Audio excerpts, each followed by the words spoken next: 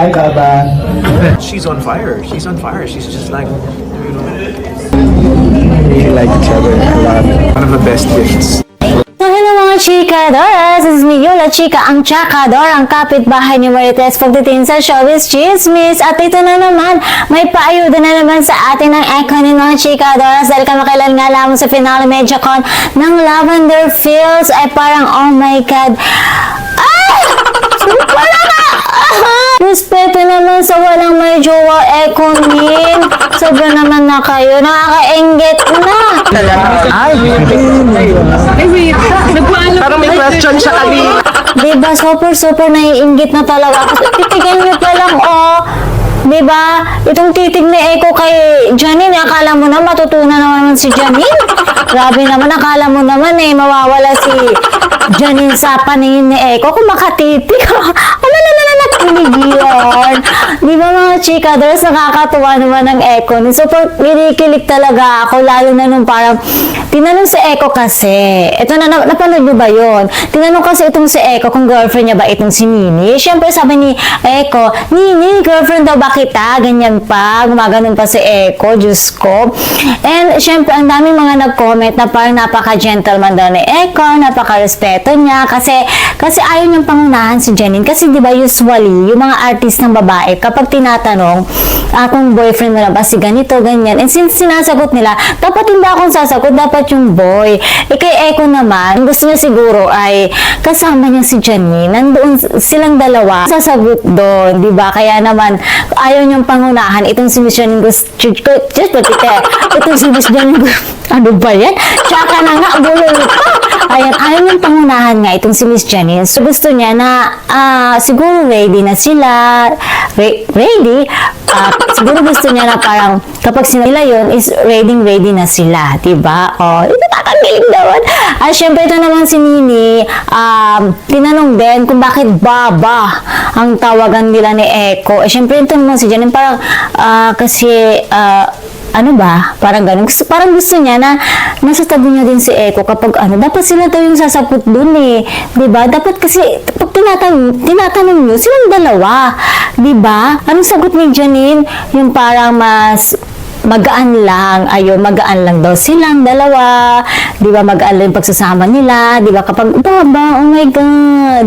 Where are you, Baba? Oh, diba? Sana nga, oh, may Baba. Ako, Baba na lang ang meron. Ayan, so, mga chikadoras, nadulas itong si Janine, diba? Kung sa title, sa next title project nila ni Eko, nadulas siya. Nakatad ko pa yung dila ko. Ano ba yan? Wala naman nakakaalala sa akin.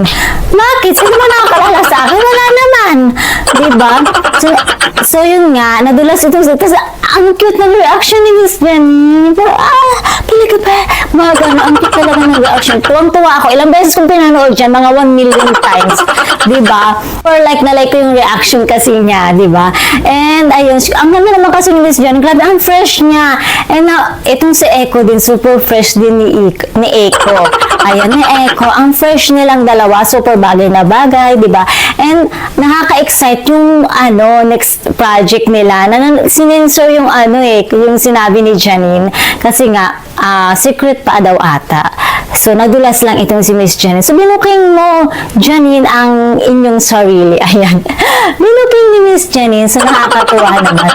And, ang dami daw na-discover din ni Janine kay Eko. Dahil nga kahit na Jericho Rosales na siya, dito sa Lavender Fields, parang ang dami pa niyang ginawang workshop, ayun, para talaga mapaganda yung show. And, napaka-professional talaga nila pagdating sa kanilang ginagawang mga proyekto. Kaya naman, napakagaling talaga nilang mga artista at talagang iniidolos talaga sila. At saka nabitin daw silang dalawa. Kaya naman talaga naman na New Year, Christmas, at kung ano-ano pa dyan, magkasama silang dalawa. Talaga naman diba nabitin daw sila sa Lavender Fields. Kaya naman diba kahit nasa pupunta pa ata ng salon itong si Jenny, kasama din itong si Eko. Diba pinakita pa ni Eko yung niya, nail polish niya. Nail polish, tama ba yun? Tama ba ito mga sinasabi ko? Correct me if I'm wrong na lang po, mga chikadoras. Dahil nga naman, limited lamang po ang aking utak. Ayan. So nakakatuwa, isa sila sa masasabi ko na napaka-real, napaka-totoo lang sa mga kanilang nararamdaman. And grabe, sinabi ni Eko na, oh my God, I love Janine. I love her. Ganun. Nakikilig talaga ako. Grabe, sobra kasi napaka-bukol talaga ni Eko. Ang sinasabi niya na kung gaano niya talaga kagusto si Janine. And of course, parang sinabi ni Eko na gusto nilang isa't isa. Oo, gusto nila yung company ng bawat isa. Kapag tinitigan naman talaga ni Eko si Janine, is mararamdaman mo talaga yung sincerity niya and yung pagmamahal niya, di ba? Kasi talaga marunong talaga akong magbasa ng tao. Kapag nakikita ko na, ay, napaka-plastic nito. Ayan, totoo. Pero nakita ko talaga yung titig ni Eko kay Janine. Oh my God, that's a very true love. Kaya nga nung tinititigan ako kanina ng isang tao, sabi ko wala akong pera. Kasi alam ko, gusto mo akong utang. Wala akong pera, pasensya na.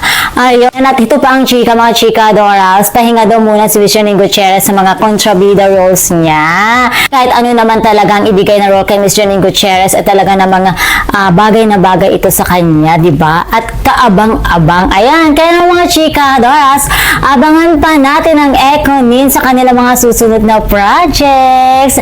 And that's all for more chikadoras. For more showbiz update, please don't forget to like, share, and subscribe my channel. Thank you for watching.